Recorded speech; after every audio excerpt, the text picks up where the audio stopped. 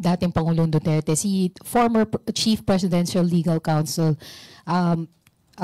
Attorney Salvador Panelo, said that it's actually the government, the Duterte the Marcos administration, that's the biggest spreader of fake news. For instance, when the police assaulted the KOJC, they were saying the police were not armed. They say there were no blanks in the BICAM report, which was the basis of the enrolled bill that was signed into law. Your comment lang po. So si Attorney Panelo yung nagsabi na... Nako, hindi. Huwag ganon. Na nga ba eh. Huwag ganon. Ikaw naman ito naman si mother faker, oh. Pambira, oh. Kung gusto nyo maging undersecretary ng isang ahensya ng pamahalaan ngayong mga panahon na to, mag-vlog kayo, hindi lang basta-basta mag-vlog. Dapat anti-Duterte vlogger kayo. Yan si attorney Claire Castro, isa ho yan sa mga vlogger na kung saan galit na galit sa mga Duterte. Ang YT channel ho niya, Batas with Attorney Claire Castro. Hindi na ho nila kinukuha dyan sa Malacanang yung tipong magaling lang sa PR. Hindi ho uso PR dyan. Ang kinukuha ho nilang mga opisyal ngayon dyan sa PCO, dapat yung mga vlogger. Kagaya nitong si Attorney Claire Castro. Isa ho yan sa mga pag-uusapan natin dito sa video na to. Pero bago ho yan mga kababayan, alam nyo na ho ang drill. You know the drill, ika nga. Isang like at isang subscribe. Masaya na ho tayo dyan sa mga gusto sumama sa ating community. Yung join button, andyan lang ho sa baba. Meron ho tayong ka-chat kanina. Sabi ko, patindi yung bagong undersecretary dyan sa PCO. Sabi sa akin, palengker. Meron namang yan, kumbaga. Yan ho talaga ang dahilan kung bakit kinuha siya ni Marcos Jr. Dahil dyan sa bunganga niya na yan. Parang di abogado, no? Pero bago ho yan mga kababayan, meron ho muna tayong gustong mega love shoutout. Kasi baka matambakan na naman ho tayo mga kababayan. Mega love shoutout ho muna tayo. Unahin na ho natin itong si... Ma'am Maria, the Explorer, Hong Kong. Ma'am Maria, yan ho siya sa pinakababa. Let's save VP Sara. Vote straight, PDP laban. Napakahusay naman ng comment na yan. Kung gusto nyo hong iligtas si VP Sara, isa lang ho dapat natin gawin dyan. Walang iba kung hindi iboto ng straight ang PDP laban senatorial candidate. Yan hong nakikita nyo sa gilid, yang si Senator Philip Salvador, Senator Raul Lambino, Attorney Raul Lambino, Senator Bongo, Senator Bato, Senator Marcoleta, Senator Vic Rodriguez, lahat ho yan. Iboto ho ninyo kung gusto nyo maligtas itong si VP Sara. At itong si Madam itong di ko humaintindihan Teka lang ho mga kababayan ma-translate na nga. Ita-translate ko na ho siya kasi pinapahirapan ako nitong si Madam Lagi ho kasi nagpapakulay itong si Madam hindi ho natin mabilis lang ho to ito ho. Mabilis lang ho yan.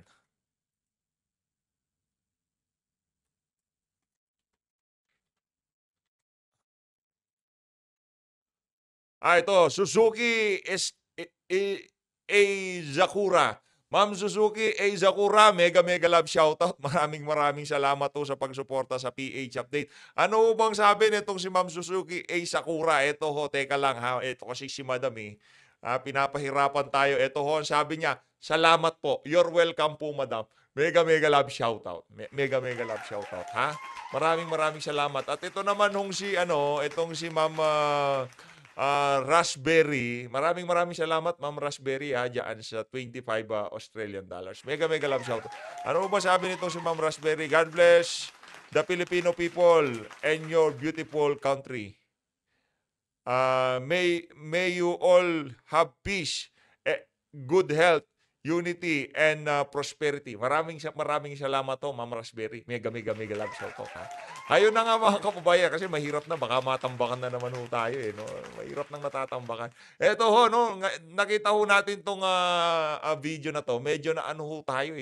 Nalungkot tayo. Yung tipong ganito na ho ba ngayon ang politika sa ating bansa? Gurguran na ho. Ito yung si Dato Piyang Vice Mayor.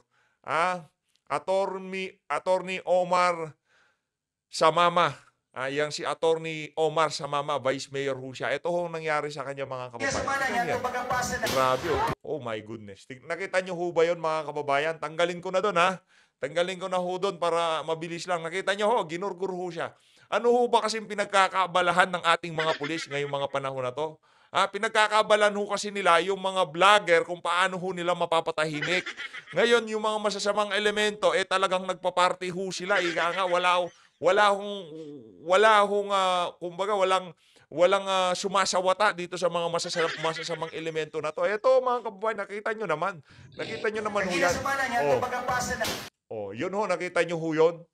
Yan, habang itong si General Torre, ang inaatupag niya, yan si Sir Jun Abines, yan ho ang nangyayari sa mga ngayon, sa mga politiko, naggugurguran na ho. Talagang, talaga, literal na dapat sawatain ngayong mga panahon na to. Kumusta naman ho? Nasaan yung police visibility? Malapit na eleksyon. Meron pa tayong ganda. Di ba bawal magdala pagka Di ba bawal? Tama ba ho tayo? Tama, mali. Bawal magdala ng armas pagka panahon ng eleksyon, di ba? Pero ito, hindi lang ho basta nagdadala. Nanggugurgur pa sila. So, ano hong ibig sabihin nito? Yung ating mga kapulisan, yung mga dapat sanang nagbabantay sa kapayapaan, meron hong ibang pinagkakaabalahan. Kaya wag ho kayong mag-alala, kaya wag ho kayong magtataka kung bakit yung ating mga kabataan talagang naglipas sa social media kung ano-anong mga pinagsisinghot, kung ano-anong pinaghihit-hit, kung ano-ano na lang pinagagawa nila sa kanilang content. Captain Tutor daw. Pambihira, oo. Ibang klase ho mga kababayan. Meron siyang cape na foil, meron siyang straw na foil. Diba? Meron siyang lighter. Ganun ho ang content ng mga kabataan ngayong mga panahon na to. Hindi pong naging normal na lang. Normal na lang sa mata ng ating mga kababayan yung mga ganyang klaseng content. Pero nung panahon ni Tatay Digong, gawin mo yan. Sigurado may kalalagyan ka. Sigurado mabilis pa sa alas 4. Maraming ang pulis, bukas ng umaga, nasa bahay nyo na, tinatanong ka na, bakit ganyang content mo? Ginagawa mo ba talaga yan? O pa-drug test ka ngayon? Ganun Pero ngayon hindi. Binablog pa ho nila, binibideo pa ho nila yung sarili nila habang nagdudurog sila. Diba? Ganun ho nangyayari ngayong mga panahon na to. Imbis na itong ating PCO, ang atupagin, ang mga itanong nitong mga media na to, ano masasabi nyo sa kaliwat kanan sa paglaghanap ng kriminalidad at illegal na droga? Hindi yung tanong nila dyan. Ang tanong ho dyan, anong masasabi nyo sa mga sinabi ni dating Pangulong Rodrigo Duterte? Kahit murahin ni Tatay Digong, lahat ng government official, walang magugutom na Pilipino. Yan ang tandaan nyo. Kahit murahin, kahit banatan ni dating Pangulong Rodrigo Duterte itong si Marcos Jr. umaga, tanghali, hapon, gabi, wala hong problema yan. Walang magugutom na Pilipino dyan. Pero yung mga ginagawa ng administrasyon na to, dahil sa kanilang mga kabuktutan, ano hong nangyayari ngayon sa ating bayan? Diba? Ganun na lang. Tanghaling tapat, hindi na ho yung gabi yung titirahin ka, hindi ho. Tanghaling tapat habang nag-i-speech ka, doon ho nila kayo itutumba. Itong mga masasamang elemento na to. At para naman dito kay Manny Pacquiao, kung Christian yan si Pacquiao. As much as possible, ayaw ho natin siyang banatan pagdating sa kanyang pananampalataya. No, ayaw ho natin siyang banatan. Kaso ang problema, alam mo rin, Senator Manny, na meron tayong kanya-kanyang calling. Meron tayong kanya-kanyang gift, kung tawagin. Kung ikaw, gift mo, maging pilantropo, tumulong sa mga mahihirap, hindi sa pamamagitan ng pagiging politiko, Ang pagtulong ho, maraming mukha yan. Hindi lang ho kayo makakatulong sa pagiging politiko nyo. Okay? Maraming mukha yung pagtulong. Huwag yung isipin na kailangan maging politiko muna ako, kailangan ganito muna gawin ko para makatulong. Hindi ko totoo yan. Pagka ikaw, yung level ng iyong mga ari-arian at kayamanan, kalibel mo na itong si Manny Pacquiao, kahit maging pilantropo pa ho kayo, hindi kayo pumasok sa politika, walang problema. Di ba? Kaya tayo napapaisip kung sincero ba talaga itong si, anong tawag dito? Manny Pacquiao sa pagpasok niya na yan sa politika. Sincero ba talaga? Ano bang motivasyon mo? Gusto mo ba talagang tumulong? Ito, pakinggan nyo itong mga sinasabi niya na to. Ito, Gabe. Kaya ganun ako kapassionate na ipaglaban ng mga mahirap. Dahil dito sa mundo, hindi pera. May iiwanan din natin yung pera. Yung posisyon mo, yung kasikatan mo, wala yan. Pero yung iiwanan mo, ligasiyan na makatulong sa mga mahirap, yun ang count. Oh, yun yung problema natin, Brad. Kung yun pala ang main goal mo, hindi mo kailangan pumasok sa politika. At tandaan ho natin, sino ba naman ang hindi nalulungkot pagka nakakakita ng mahirap? Taas ng kamay yung mga hindi nalulungkot. Lahat ho tayo nalulungkot pagka nakakakita ng mga mahihirap. Yang mga, ano ang tawag ba dyan, crocodile tears? Yung mga crocodile tears na yan, hindi ho makakapambola yan, Senator Manny Pacquiao. Wag ho kaming paandaran na masakit ang loob mo, gusto mong tumulong sa ating mga kababayan. Kasi napakaraming mahirap, kaya magiging senador ka. Lol, di ganun yun. Hindi ho ganun yun. Kung gusto nyo tumulong, mas makakatulong ho kayo bilang isang ordinaryong Pilipino. At meron tayong kanya-kanyang gift. Ang gift niya ibinigay, ipinagkaloob sa inyo ng Puong May Kapal, ang pagiging boksingero nyo, ang pagiging pilantropo nyo, yun ang binigay sa inyo. Pero yung pagiging politiko, yung babalangkas ka ng mga kapakipakinabang na batas, yung tipong meron kang prinsipyo na kung saan yung mga binanatan mo nung panahon ng kampanya, nakita mo ng puro kapalpakan ng ginagawa, nakuha mo pang nakipagtandem sa kanila, doon ho tayo nagkakaroon ng komplikasyon. Okay lang yan papasok ka sa politika, naging independent ka, masasabi ko pa dito sa PH Update, naku, pwede natin i-consider itong si Manny. Kasi nakikita niya yung itong administrasyon na to, daming kapalpakan, kaya ngayon papasok ulit siya sa politika, 'di ba? Hindi siya naki-appeal sa mga kabuktutan nitong administrasyon na to, kaya approve sa atin siya. Pwede natin sabihin independente siya Pero ngayon hindi. Lahat ng sinuka mo noong panahon ng kampanya, ngayon nginunguya mo ulit, kinakain mo, hinihigop mo. Yun ang ginawa nitong si Manny Pacquiao. Ang pinakamainam dito, kung talagang gusto mong tumulong sa ating mga kababayan at hindi naman pala importante yung mga nandito sa lupa, magpastor ka na lang. Magpastor na lang ho kayo.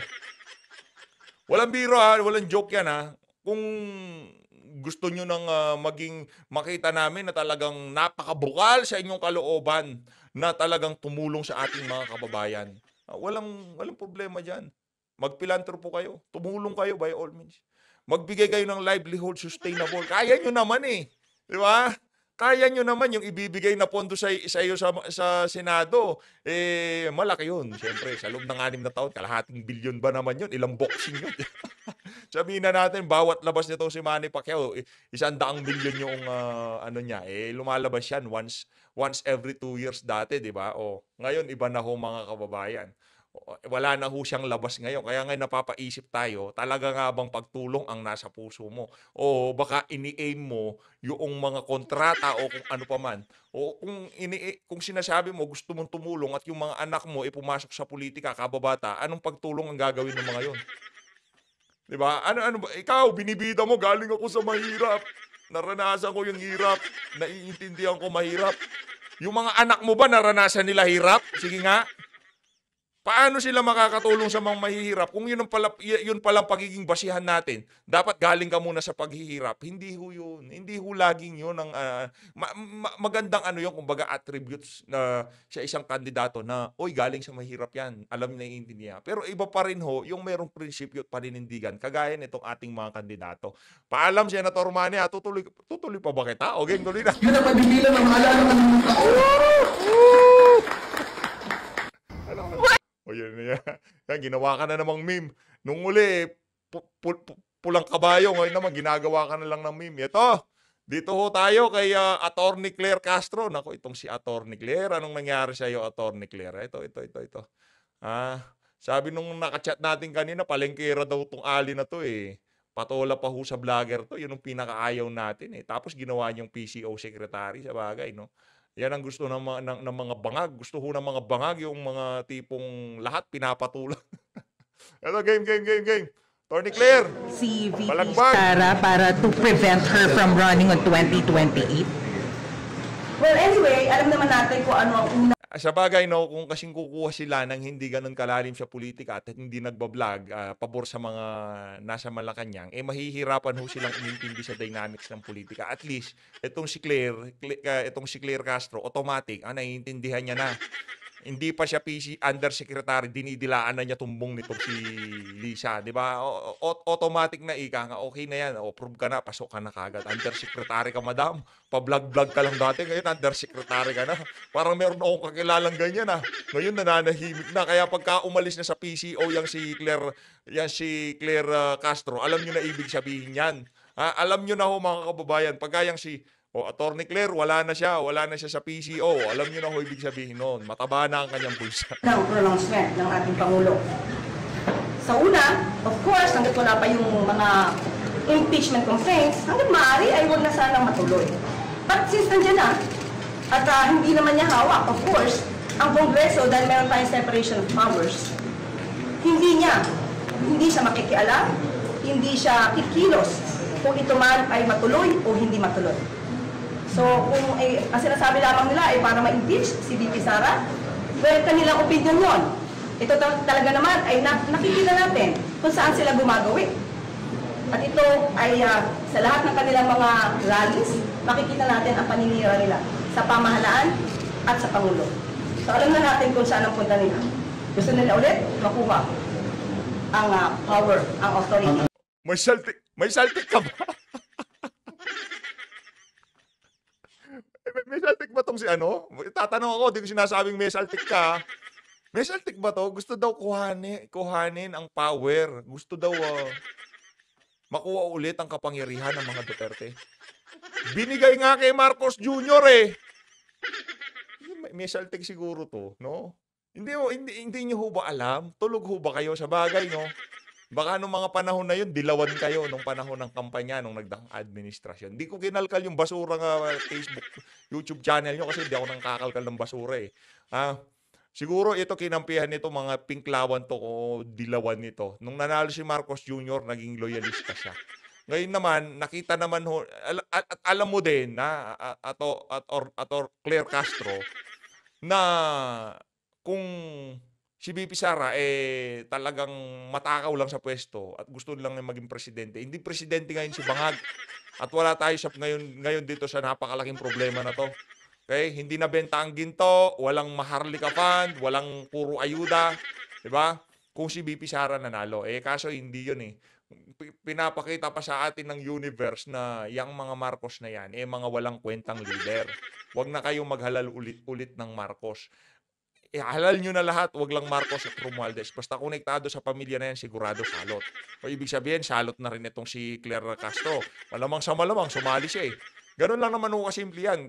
Di ba yung mga nasa alyansa ng mga mambubudol? Lahat ho yung mga yan, salot yan. Wala naman nung gagawing matino sa Senado yan. Kaya sinasabi natin dito, vote straight. Kandidato nitong si Tatay Digong. Allegation po is they are veering towards dictatorship, referring to the president. Ang una kong sinabi dyan noon ay anong ebidensya? Paano mapapatunayan? At tulad sinabi ko, hindi tayo pwedeng maniwala sa mga pang-iintriga lamang na walang ebidensya. Walang ebidensya? Walang ebidensya daw. Kikita mo ba yung ginagawa ni Torre? Walang ebidensya? Ang partida nga, pagka nagdeklara ng batas militar, nagdeklara. Ngayon nga, di nagdideklara, pero daig pa batas militar. Anak ng toko. Wala talagang ebidensya. Kalat kasabot eh. Sinong nagsasalita ngayon laban sa mga kalokohan ng administrasyon? Mga DDS lamang ho. Yung iba mga concerned citizen na walang partido, nakikita din ho nila yan. Yung mga dilawan, pinklawan na pagkapanahon ng kampanya, tahimik yung mga yan. Pagka tinanong mo ngayon yan, alin ba ang mas mainam? Panahon ni Digong o panahon ni Bangag? 10,000% panahon ni Digong mas mainam kaysa ngayong mga panahon na to. Kaya para sabihin mo, kailangan ng ebidensya. Huwag mo kami ulit. Talaga oo. Ano pa bang ginawa? Ano pa bang ebidensya hinahanap mo sa nangyayari diyan sa mga vlogger sa Tricom? Ano pa bang ebidensyang gusto mong makita diyan sa nangyari dito kay General Grijaldo, ay Colonel Grijaldo? O yung nangyari dito kay Sir June Abines, hindi pa ba Marcelo yan? Para ka namang may salte. At ito naman, siguro naman ay natatandaan ninyo, nung panahon ni dating Pangulong Duterte, inamin niya, fiscal pa lang siya. Expert na siya sa pag-intriga at pagplanta ng ebidensya. Siguro naman napatunayan na natin yan sa panahon ni Senator Leila de Lima. So ano pa ba ang ating i-expect sa dating... Pambihira itong si Claire, oh. Malayo mararating mo, madam. Sigurado ako sa mga pagpapakaaso mo na yan. Malayo mararating. Hindi ko. Nakikita ho nating nagbablog yan kaso di natin pinapatulan. Ha? Di ho natin inaasahan na darating pala ang punto na i-content natin itong sintong abogado na to. Hindi ho natin, kasi ano yan eh, KSP sa social media yan eh. Di na nga, dati napuntahan natin yung ano niya nung di pa natin siya kilala. Kaso nung ay basura tong abogado na. Di na ho natin kinalkal yung YouTube channel niya kasi pinipili rin naman ho natin yung mga pinupuntahan natin. Ha, yung mga kaibigan niya, pinupuntahan ho natin yan, no? Pinapasyalan ho natin, bumibisita ho tayo. Yan, si Jay ng Abanatero, so yan si Boss Dada, yan, mga nakakakwentuhan natin yan paminsan-minsan, no? Pero itong ano na to, nung nakita ho natin, sabi ko, ibang klase itong maali na to. May kargado tong ali na to. Baka maganda bigayan dito. Bigayan sa bigayan ng suporta. Baka sabihin ng Pinipi. Bigayan ng suporta ng mga loyalista. Pangulong Duterte, gumawa ng intriga, magplata ng ebidensya. Gumawa ng intriga. Sintu-sintu talaga itong abogado na to. Si Tatay Digong daw, gumawa ng intriga, nagplanta ng ebidensya. Paano paplantayin yung ebidensya kung yung mga inmate ang nagsasabi at nagpipresenta na, yang si Dilima, dinalan namin yan ng ganito-ganyan. Nakaitim na bag, pinatong namin sa kanyang lamesa noong DOJ. Mapaplanta ho ba yun? Oh, yung mga inmate, pwede mo bang iplanta yung sabihin mo kay Dilima, sayaw-sayaw ka sa loob ng bilibid, gano'n? Ipiplenanta din yon. Sinto-sinto ka ba, ha? Paano mo sasabihin kay Dilima, okay, bibidyo kita, ha? Sasayaw-sayaw ka dyan ng careless whisper, ha? Sabayan mo yung mga inmate, sabay-sabay kayo sumayaw. Ganon, planta yon. Ikaw naman, madam. Huwag nyo naman hulukoyin na sambayanan.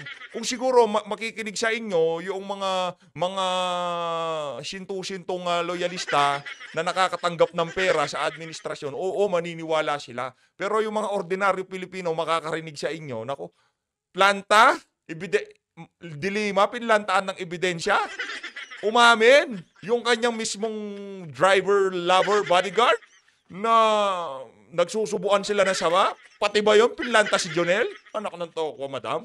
Huwag nyo naman ho kaming ungguyin. Inuungguy nyo naman kami. Pinlantaan ng ebidensya, ganon? Toko, teka nga, naintriga ako sa mga kabalbalan mo, madam, ha? Dito tayo sa sa press con niya. O, dito tayo. O, rekta ho tayo dito kay, nakagitna na siya ngayon. Hindi ka na yan makakapag-vlog sa bagay, no?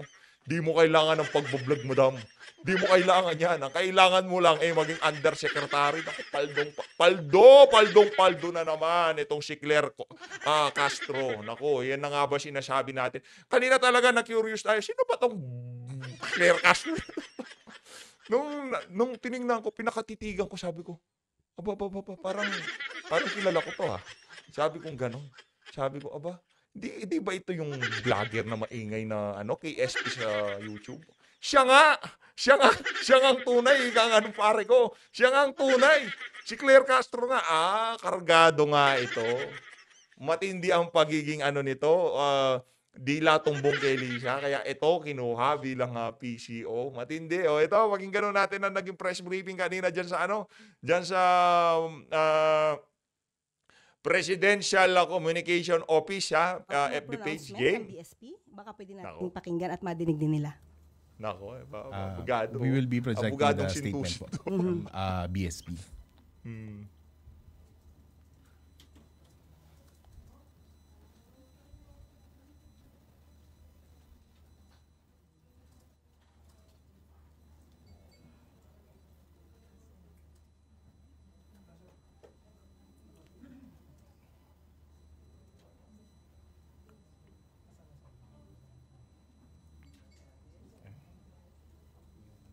Babasahin ko ba? Ako babasa. Okay.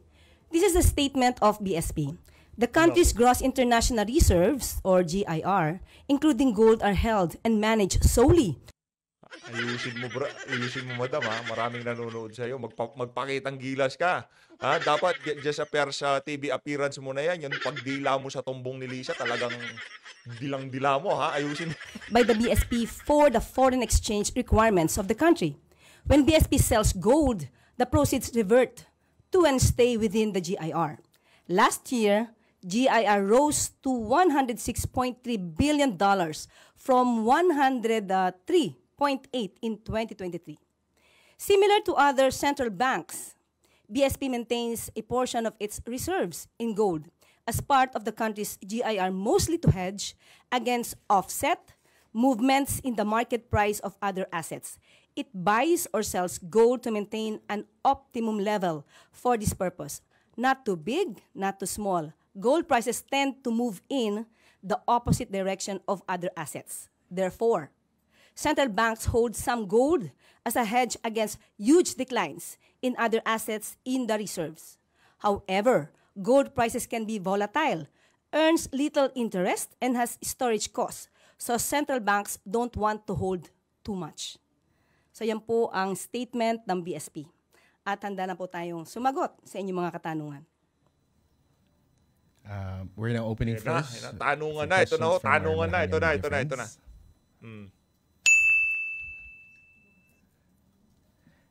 First question, Maricel Halili, News 5.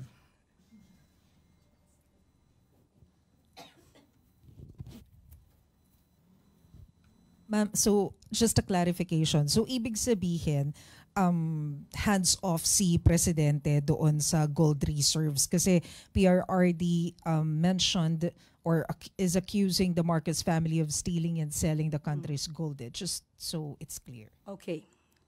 Nako. Hindi pa to campaign joke ulit ni dating Pangulong Duterte? Nako. Hindi ba tayo nasanay dun, Hindi ba pwedeng Ay, may binabasa ka, gano'n? dun sa jet ski promise niya? Oo, may binabasa siya. Nakananto ko. Ikaw, madam, ha? Ikaw, Atty. Claire, ha? Nagpapataas ka ba na sweldo? Na nung naniwala tayo halos sa mga Naniwala ka ba nun? sumuporta sa Dilawan kanya, ka eh. tinawag tayong stupid. So pag naniwala ba tayo ulit sa sinasabi niyang ito? Sagutin mo ng diretso. Ang dami mong pasakali. Visit ka. Ako lang pwede magpasakali dito. Ha? Ako lang pwede magpasakali dito. Sagutin mo ng diretso. Ha? Ibig sabihin ba walang kinalaman si Marcos Jr. sa pag-decline ng ating ginto diyan sa Central Bank? Yun lang ang tanong. Ba't napunta tayo sa jet ski visit ka? Ha? Siguro malamang sa malamang. Ano ito? Yung asawa nito ano to? Kung meron mang asawa to, malamang sa malamang laging nagkaaway yan. Tinanong mo lang anong ulam. Di ka pa ba ano? Ha? Hindi ka pa ba ganito ganyan? Ha? Tinanong mo lang ulam kung ano-ano pinagsasabi. Bumula na bibig. Madam, tinatanong lang ho kung meron bang kinalaman si Marcos Jr. sa pag-decline ng ginto sa Central Bank. Yun lang ho sagutin nyo. Ba't napunta tayo sa jet ski? Pambihira, punta tayo sa joke. O, pagka sinabi nyo, walang kinalaman, hindi tapos usapan. Tapos, nasabi na ni Tatay Di kung tapos na yan. Sure. Mapagkamalan niya tayo ulit at tawagin tayong stupid. But anyway, ang tanong, di ka ba? take this seriously. Para naman hindi magkaroon ng fake news. Lalo na doon sa mga taong nakikinig sa kanya. At maaaring naniniwala pa. No. Itong issue na to, October 2024, nasagot na ito. Ang nagtataka lang ako, bakit paulit-ulit na binibring up ni dating Pangulong Duterte?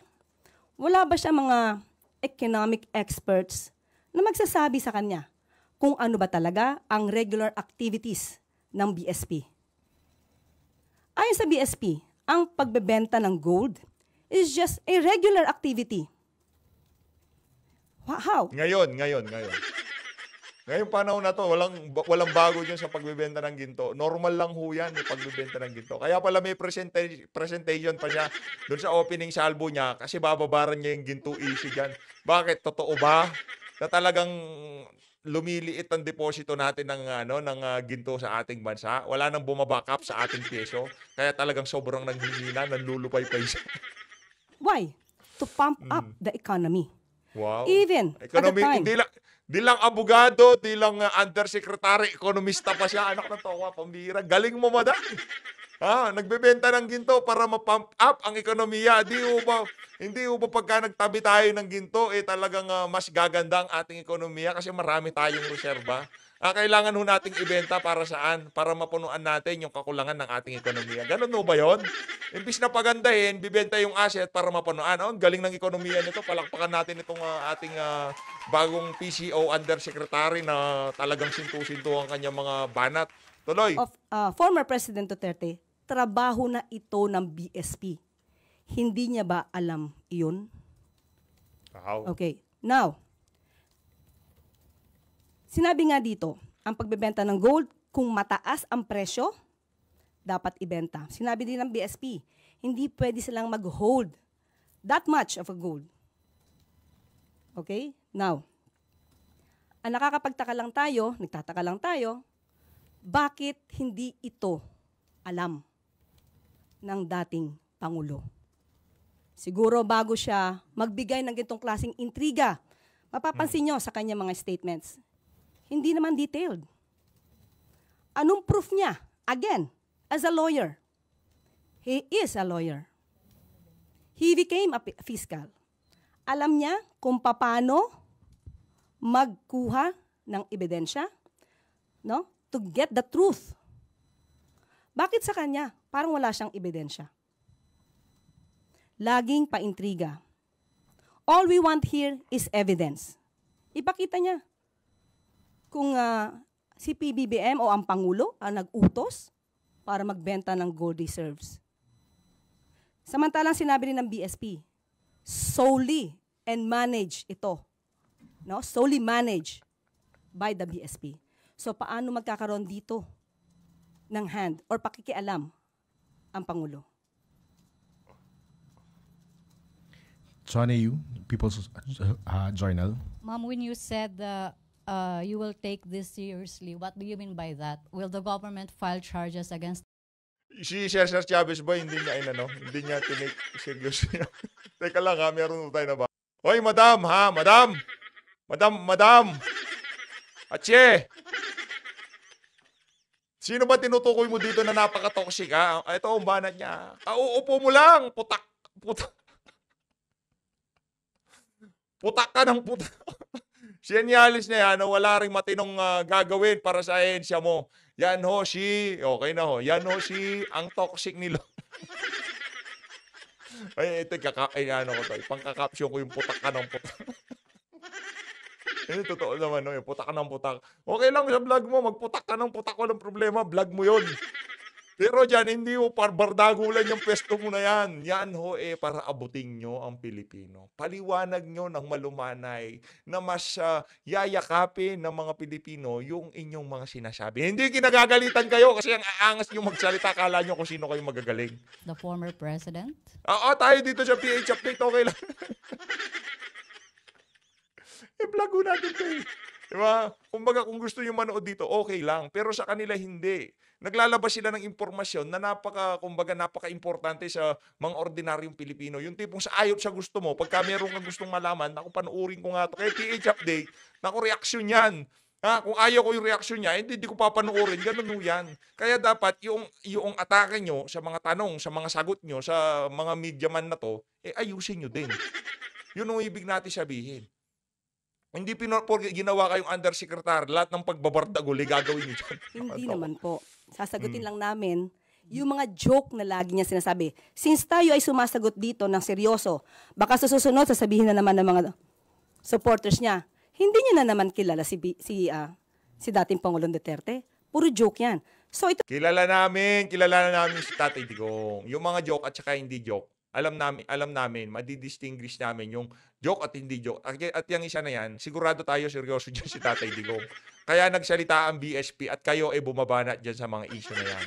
Alam nyo sa sarili nyo, alam nyo sa Malacanang, alam nyo sa BSP na mayroong problema ang administrasyon na to. Di kayo makapalag dahil, baka tanggalin yung gobernador ng BSP, palitan yan pagka nagkamali sila ng sagot na yan. Nabisto na naman ho sila eh. Kaya na naman sila, kumbaga, na-corner na naman itong mga itong mga walang ito ba mga sinasabi niya during sa kanilang rallies or campaign rallies? Joke ba o seryoso? We have to know that. Mm-hmm. Okay. And also, ma'am, would you know under the Marcos administration kung ilan na pong gold ang naibenta? As of now, wala tayong records, pero sabi nga nila, according sa BSP... O yan ang problema! As of now, wala ka pang record, pero putak ka ng putak. Ika nga nitong si Madam Boy. Huwag ka kasi putak ka na muna ng putak. Puro ka kasi daldal ka ng daldal. Wala ka naman palang record. Sasabihin mo, yung BSP hindi nagbenta. Talagang nakasama sa SOP ang pagbibenta na yan. Kunin namin ito. Kung inyo pong i-require at alamin po natin kung maibibigay po sa atin ng BSP ang records na ito. Pero ang sabi nga po nila, mas tumaas pa po ang GIR natin to $106.3 billion. So ibig sabihin, hindi tayo, wala tayong problema sa gold reserves natin. So that's fake. Ang angas. Di ba nagiinom mo kayo? Di ba meron mga ganyang kainuman yung angas? Hindi mo alam niya lahat. Kasi yung pagkainuman, tayo inaano ganyan. Tapos tawa ng konti. Ganun lang. Pero ito, pagka ito kainuman ko siguro, alam mo lahat. Puro kabig ka, wala na kaming pera, inubos mo na. Tignan nyo ho yung mga bulsa nitong mga nakikinig sa kanya dito sa press briefing na to. Ubus na pera. Nakuha na lahat nitong si Claire Castro. Siya bumabangka dyan, nakita nyo naman, alam niya lahat. Wala siyang datos galing sa BSP, pero alam niya na nakakabuti ang pagbenta ng ginto. Ganyan o katindi ang kabugado. Fake news. Ang sinasabi nila ay fake news. Or, mas formal na word, disinformation. Ayan, literal. Literal o yan. Yan si Claire. Yan o literal na mother faker. Hindi. Fake yung pinapakita niyang yung mga sinasabi niya. Kasi wala naman datos, bumaba na siya. Yung mother faker ka. Mother siya, di ba? So, fake yung mga pinapakita niya, yung pagkilos niya, yung pagbanat niya. Kaya mother, tawag ho natin sa kanya mula ngayon siya si mother faker. Meron. Walang yatong Ortega na to. Meron tayo natutunan sa kanya. O sino ang pinakamatinding mother faker dito? O sino? Sige nga. Si Lisa Araneta Marcos. Siya ho talaga literal na mother faker. Lahat ho ng picture na ilinalabas niya sa social media, puro na liquefy. Puro liniitan ng kamay, liniitan ng bewang. Literal. Siya ho talaga ang certified na mother faker. Hindi yun yun! Hindi yun yun! Wala tayong sinasabing masama. Fake. Fake. Fake ha, fake. Parang peke. Mother peke. Yan. Next question, please. Do we still have questions from our media friends? Pia Gutierrez, ABS-CBN. Hi, ma'am. Good afternoon. Ma'am, in responding sa sagot nyo kanina regarding yung naunang statement ni dating Pangulong Duterte, si former Chief Presidential Legal Counsel, Attorney Salvador Panelo, said that it's actually the government, the Duterte the Marcos administration that's the biggest spreader of fake news. And I quote yung sinabi niya kanina sa ANC. It's funny because it's the government, the huge corporation of fake news. For instance, when the police assaulted the KOJC, they were saying the police were not armed. They say there were no blanks in the BICAM report, which was the basis of the enrolled bill that was signed into law. Your comment na po.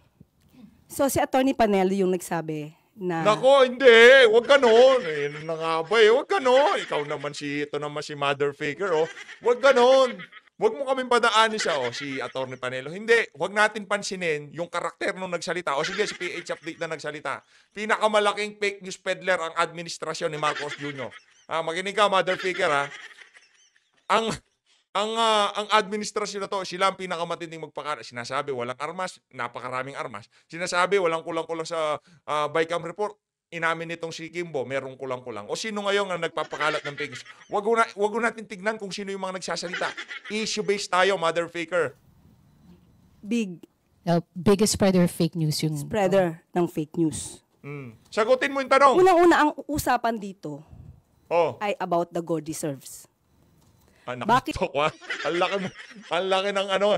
Hingi ang reaksyon mo. May saltik ka ba? Anak na ngayon palang pumipiyok ka na. Hindi ako ekspertong journalist dito. Pagka sinabing, hingin ho namin ang reaksyon nyo dito sa particular na issue na to. Ibig sabihin, isang tabi muna natin yung current issue na pinag-uusapan. At pag-usapan natin, yung tinatanong nila, mother faker naman, wag ganyan. Napag-aalata na talagang pambihira ka. Oo, pinapaandar mo makina ko. Chill reaction lang tayo ngayon. Yung tipo, merong bagong undersecretary. Ang pangalan Attorney Claire Castro. Ngayon sinasabi natin dito, madam, ha? peddler of fake news largest ang administrasyon. Hindi mo masagot yung mga issue na yung kasi totoo. Tama, mali? Oh, yun ang problema mo. Bakit kailangan baguhin? Nagda-divert ba sila? Yung issue tungkol sa KOJC, nasa korte na to. Kung meron mang kasuhan dito, sa korte ito. Ang Hindi. Nakita mo yun, may armas. Ano, tanong sa'yo, may armas o walang armas? Sinong fake news? Si Marcos o yung si Tatay Digong? Si Marcos. 1 point si Tatay Diggs, 0 point Marcos Jr. Usapan natin dito yung sinabi ni dating Pangulong Duterte patungkol sa gold reserves. Kayo naman, di ba pwedeng kayo muna pag-usapan naman natin si Bangag, ikaw naman masyadong undefensive. Ayun na nga mga kababayan, dito na natin tatapusin ang ating reaction video dito kay Mother Figure. Maraming salamat po sa pagsuporta sa PH Update. Mag-ingat po kayo lahat. Mahalin natin ang Pilipinas. Inang namimeke, ayan, Tagalogin natin. Inang namimeke, yan ho si Lisa at yan si Castro. Inang namimeke. In English, Mother Figure. Fake. Ang hirap kasi. Ito kasi si Ortega, hinawa pa tayo dun sa mga kabalbalan niya. Maraming salamat po mga kababayan. Atty. Vic Rodriguez, number 56 sa Balota. Mega love shoutout dito kay third floor, kay Madam Pamela. Ha? Ingat po kayo kung nasaan dako man ho kayo ng daigdig naroon ngayon. Nadaon dako ng Pilipinos pala, sorry. Maraming salamat po mga kababayan.